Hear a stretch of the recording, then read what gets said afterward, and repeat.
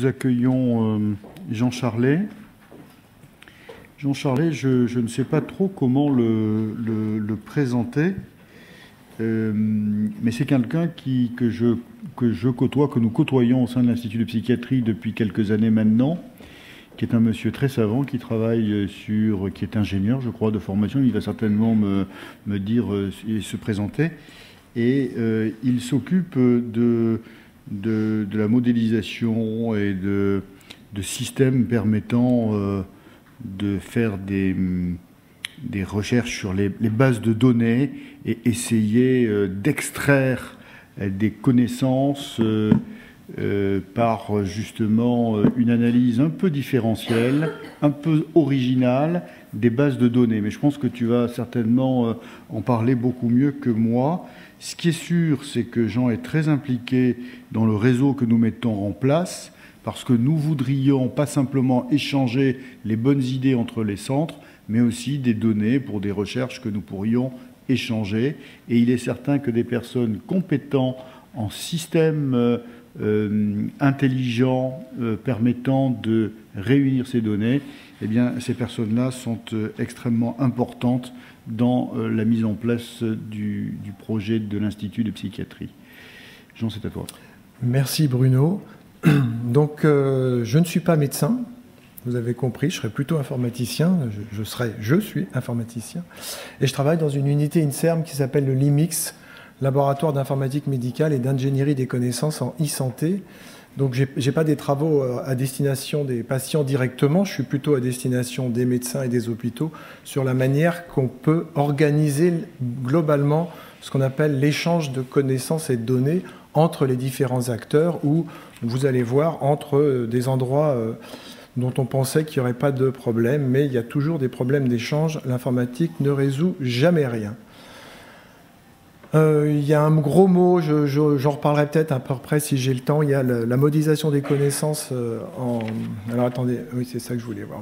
La modélisation des connaissances dans notre domaine parle d'ontologie, c'est-à-dire parle de gros modèles formels de description des connaissances. On en parlera un peu plus loin. Et puis je donnerai quelques problèmes auxquels on s'attaque et quelques résultats qu'on a. Pas beaucoup encore en psychiatrie parce que ça fait peu de temps qu'on commence, mais dans d'autres domaines, il y a d'autres collègues avec qui on a travaillé. Alors ça, c'est un joli, des petits diagrammes de veine, des petits ballons du Conseil national de l'ordre médical. Et il y a la télésanté, il y a la M-santé, il y a la télémédecine. Enfin, il y a tout un tas de choses, d'objets connectés et autres. Et nous, dans mon équipe, on intervient sur la partie rouge, c'est-à-dire qu'on est dans le web sémantique, l'ingénierie des connaissances, les ontologies, et puis l'intelligence artificielle dont vous entendez beaucoup parler depuis quelques mois, parce que c'est un peu à la mode, parce que ça va ou résoudre des tas de problèmes, ou en créer d'autres.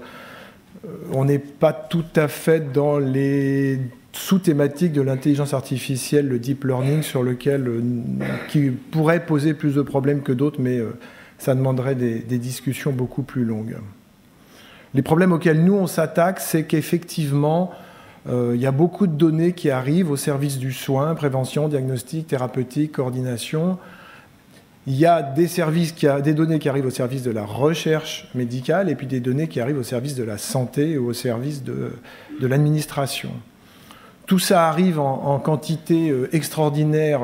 Les gens utilisent en général le mot exponentiel, c'est-à-dire depuis qu'Internet, depuis les objets connectés, depuis tout ce qui se passe depuis une quinzaine d'années, on a de plus en plus de données, voire on se demande bien ce qu'on peut en faire dans un certain nombre de situations. Par contre, on peut se dire peut-être qu'il y a des choses à en faire. On peut peut-être aussi, en donnant des données aux patients, obtenir ce qu'on appelle le patient empowerment. Et effectivement, les données qu'on doit traiter, qu'on est censé mettre ensemble, c'est les données qui viennent des plateformes de biologie, d'imagerie, de génomique, d'objets connectés, de sources externes auxquelles est confronté les gens en général, patients, pas patients, l'exposome en général, tous les problèmes environnementaux. Et on a un tout petit peu de mal à gérer tout ça. Et puis, on a une situation qui est vraie dans 99,9% des hôpitaux, c'est que, en fonction des missions diverses qui se font dans les hôpitaux ou dans les établissements de soins en général, et j'y inclus aussi la médecine de ville, on passe notre temps à fabriquer des entrepôts de données, des stocks de données qu'on va appeler des silos de données qui ont un peu de mal à se parler ensemble, voire pas du tout. C'est-à-dire qu'on passe notre temps, l'informatique passe son temps à créer des systèmes d'information qu'on appelle interopérables. C'est-à-dire ils ne communiquent pas entre eux. Et nous, on va essayer effectivement de les faire se connecter entre eux.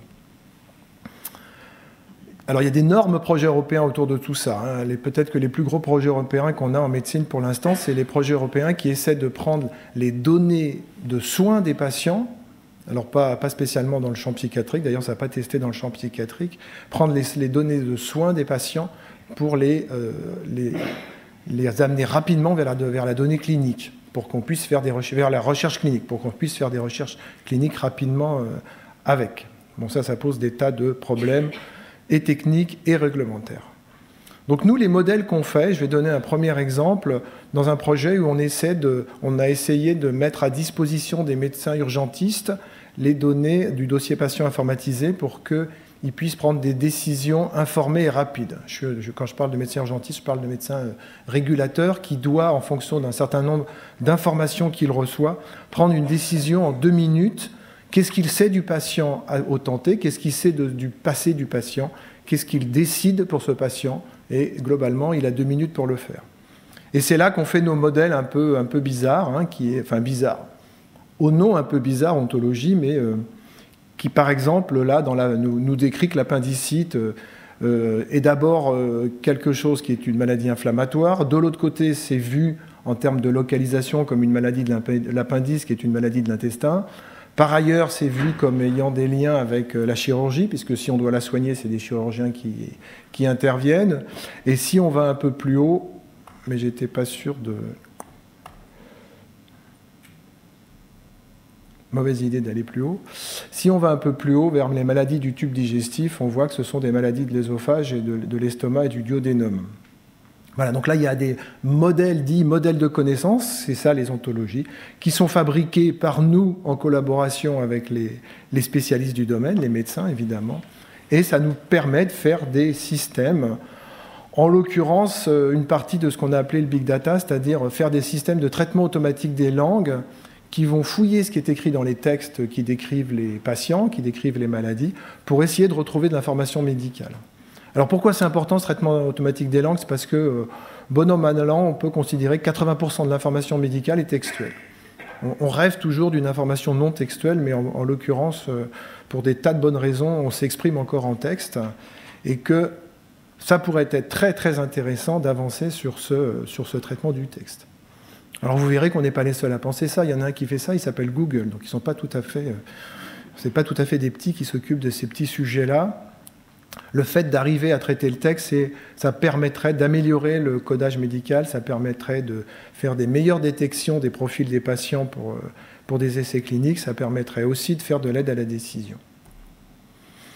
Alors on a fabriqué un gros système, je donne juste un des écrans de synthèse que sort le système, donc avec des dossiers patients autour de l'hôpital d'Amiens, pour fournir aux médecins régulateurs un maximum d'informations sur le patient. Et encore une fois, et c'est ça par contre qui rend les choses un peu compliquées pour nous, à chaque fois qu'on est dans une situation nouvelle de médecine, dans une spécialité nouvelle, les interfaces, la demande des médecins ne sont pas les mêmes. En l'occurrence, nos médecins urgentistes nous disent, si vous me fournissez les prises de médicaments du patient des 3 dernières années, j'ai 99% de l'info dont j'ai besoin. Puisque de fait, en sachant le nom des médicaments qu'ont pris les patients, je sais s'ils ont été traités pour des allergies. Enfin, je sais toutes les maladies graves pour lesquelles moi, médecin urgentiste, je pourrais faire une erreur, pour laquelle je dois éviter une erreur. Je connais le nom ou la classe de ces maladies, rien qu'en connaissant tous les médicaments. Donc les interfaces qui ont été faites dans le système ont été axées pour fournir très rapidement ou de la manière la plus efficace possible l'ensemble des médicaments pris par le patient. Alors on pourrait croire que dans certaines situations c'est facile. Ah, vous êtes dans un hôpital avec la prescription connectée, on connaît tous les médicaments. Dans la vraie vie, ça ne se passe pas du tout comme ça. Même dans un hôpital, dans beaucoup d'hôpitaux, les données sur les prescriptions sont encore des feuilles séparées. Elles sont informatisées parce qu'elles sont dans des fichiers Excel, mais c'est pas ça qui donne accès facilement à l'information. D'où la nécessité de faire des gros modèles, d'aligner les sources de données sur ces modèles, d'arriver à avoir un maximum d'informations pour ensuite, à la fin, fournir le service avec l'interface telle qu'elle est présentée ici. Deuxième exemple sur lequel, là, on est en train de travailler, un peu plus proche des problèmes psychiatriques, qui sont le réseau SLA, sclérose latérale amyotrophique. Vous avez là des réseaux sur lesquels il y a évidemment des médecins qui interviennent, et puis il y a surtout ce qu'on appelle des réseaux de coordination de soins, qui sont pour les patients, l'entourage et les professionnels de proximité, qui interviennent tous ensemble autour de la prise en charge du patient. Et ces réseaux font le lien entre la ville et l'hôpital, et de façon spécifique avec le centre expert SLA. Et la difficulté qu'ont ces réseaux, en gros déjà, c'est de défendre leur existence. Ça paraît un peu étrange, mais les agences régionales de santé leur demandent « mais à quoi servez-vous ? Montrez que vous servez ». Et puis par ailleurs, il y a beaucoup de réseaux qui se sont créés, et ils se demandent aussi s'ils ne pourraient pas en rassembler certains, au moins au point de vue logistique, parce que c'est vrai que les réseaux de soins, quand c'est des plateformes d'appel, quand c'est des plateformes de partage de documents, ça pourrait traiter plusieurs maladies en même temps. D'un point de vue informatique, ce ne serait pas impossible. N'empêche que là, en particulier sur le réseau SLA, on cherche à savoir comment et pourquoi il y a des ruptures de parcours de soins. C'est-à-dire des gens sortent du réseau puisqu'ils n'y font plus appel, et à partir de là, quand ils vont y revenir, ça va être plus grave que pendant qu'ils y étaient. Donc on essaie de comprendre ce qui se passe dans le réseau. Comme tout ce qui est dans le réseau est écrit, parce que c'est des événements qui sont rapportés par des coordinateurs au téléphone, ça nous demande là aussi du traitement automatique des langues. Et puis ça nous demande d'arriver à effectivement modéliser l'activité du réseau. Et donc les réseaux SLA dans Paris, c'est des réseaux où les gens, par exemple, le principal problème qu'ont les gens traités pour le SLA dans le réseau de Paris, c'est de ne pas arriver à trouver de kinésithérapeute. Ça paraît bizarre, hein, mais quelqu'un qui a SLA qui veut un kinésithérapeute, c'est obligatoirement un kinésithérapeute qui se déplace. Jean, oui. Jean, je m'excuse, mais la sclérose latérale amyotrophique, il faut peut-être juste rappeler ce dont il s'agit. C'est quand même une maladie neurodégénérative extrêmement grave, sévère, qui conduit à l'incapacité fonctionnelle très rapidement et malheureusement au décès dans de majorité des cas. Et donc c'est vraiment une pathologie extrêmement sévère et qui est rare, hein, et qui justifie quand même la mise en place de réseaux de soins pour aider au mieux et soutenir les patients dans leur confrontation à cette maladie extrêmement sévère. Oui. Je rappelle que Stephen Hawking, l'Américain très connu, a une SLA, et c'est probablement lui qui a une SLA qui dure depuis le plus longtemps, puisque je ne sais plus si c'est pas 20 ans. Donc effectivement, c'est des maladies très, très, très invalidantes, et souvent, à la fin, les gens en meurent plus vite que de beaucoup de maladies. Alors en tout cas, on a repéré que sur Paris, sur le réseau de Paris, effectivement, les demandes de kinésithérapeutes étaient très très longues à satisfaire, et on étudie de savoir si le fait que ce soit plus long à satisfaire à un endroit qu'à un autre est une perte de chance ou pas pour les patients. Alors on fait là aussi une ontologie, un modèle de l'ensemble des objets manipulés dans le système ou par les coordinateurs, et là vous voyez quelques éléments justement centrés sur la recherche de kinésithérapeutes, recherche d'orthophonistes, recherche d'ergothérapeutes, recherche d'infirmières diplômées d'État, recherche de psychologues. Alors là aussi, nous, on pense que, pour finir sur ce domaine-là, on pense que on sait, on imagine qu'il y a d'autres problématiques type Parkinson, dans lequel un certain nombre de ce qu'on a repéré en SLA et en termes de prise en charge informatique et modèle sont assez identiques. Et les gens avec qui on travaille sont deux médecins de l'Institut du cerveau et de la moelle à la Pitié-Salpêtrière, le professeur Vincent Méninger et le professeur David Grabli. Voilà, et puis dernier exemple sur lequel on travaille, c'est l'intégration de données. C'est très très à la mode maintenant, effectivement, toutes les données qui arrivent, d'essayer d'intégrer et les données de l'imagerie, et les données de la génomique, et les données de la clinique, pour parler des plus importantes. Les maladies rares type mendélienne sont les premiers clients de ces approches intégrées.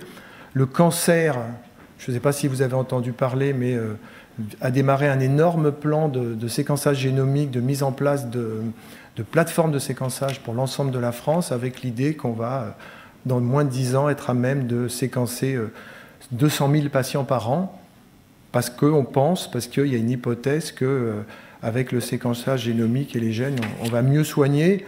On sait que ça ne fait pas tout, mais on peut penser que ça va être un élément important de soins mieux adaptés aux patients.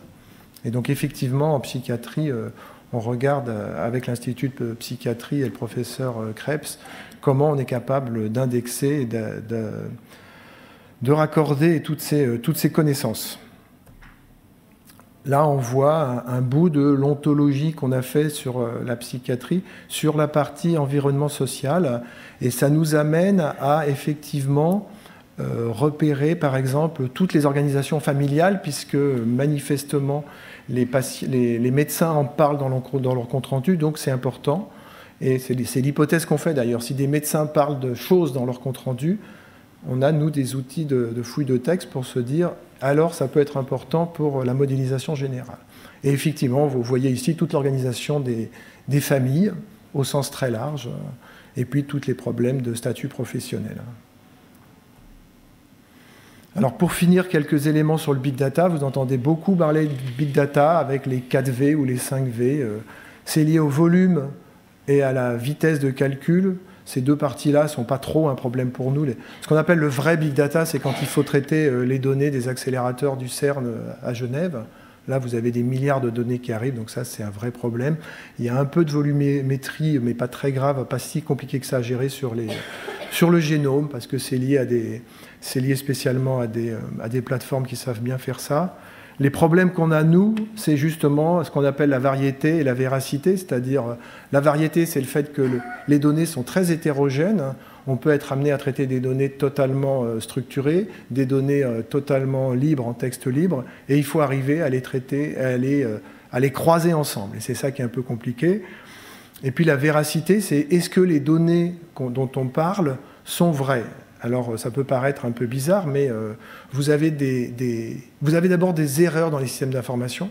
Le médecin peut avoir, c'est entre ce qu'il a écrit, ce qui a été stocké, ce qui a été analysé, il peut y avoir des vraies différences. Donc là, on a une question comme ça.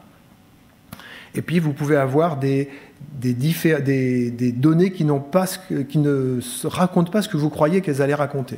Je ne sais pas si vous avez tous un peu entendu parler du PMSI, le fait que nous, patients, quand on rentre dans un hôpital, on est codé, c'est-à-dire qu'au regard de ce qui s'est passé, il y a des diagnostics qui ont été posés, des actes qui ont été décrits, mais la façon dont ils sont codés, c'est surtout pour faire de l'analyse médico-économique des hôpitaux, pour ensuite réorganiser et décrire la façon dont vont être ventilées les sommes qui forment les budgets des hôpitaux. Donc vous avez donc des données médicales faites pour de l'économie, et ces données médicales faites pour de l'économie, par exemple, ne sont pas faciles à réutiliser sans faire un certain nombre d'efforts de validation pour le soin. La façon dont on est codé dans les hôpitaux, pour des raisons économiques, n'est pas toujours valide à observer et à utiliser pour des raisons de soins. Alors là, quand je parle du codage économique, je parle vraiment de ce qu'on appelle le PMSI. C'est pas ça que remplissent les cliniciens avec lesquels vous travaillez quand ils remplissent pour les familles les documents médicaux. Mais à un moment, ils doivent remplir ce qu'on appelle ces données PMSI, qui sont très à la mode parce que beaucoup de gens nous disent on va réutiliser l'ensemble de ces données-là pour découvrir autre chose. Alors on sait que le Mediator, la maladie que le docteur Frachon a découvert, entre guillemets, comme effet... la maladie de poumon comme effet indésirable du Mediator a été confirmée par l'étude de l'ensemble des bases de la sécurité sociale, des soins hospitaliers sur ces questions-là. Donc on peut faire des choses avec ce qu'on appelle le big data, mais il faut faire attention. Voilà, c'est ce que je disais, les données sont codées pour un certain nombre de raisons et pas facilement utilisables pour les autres raisons. C'est encore une fois sur ces choses-là qu'on travaille. Voilà, et pour finir, pour vous dire que faire des ontologies, faire des modèles bizarres, il n'y a pas que nous. Et quand vous faites une recherche maintenant sur Google ou n'importe quel moteur de recherche, j'ai pris un exemple exemplaire, on va dire le Louvre, vous avez un certain nombre de documents qui tombent, et puis à droite, vous avez des données structurées. Et en fait, ces données structurées sont liées à une ontologie d'un modèle de ce que sont les monuments, l'organisation des villes, les profils, les GPS et tout ça. Vous, quand vous faites des recherches dans Google, vous utilisez des ontologies sans le savoir. Voilà, je vous remercie de votre attention.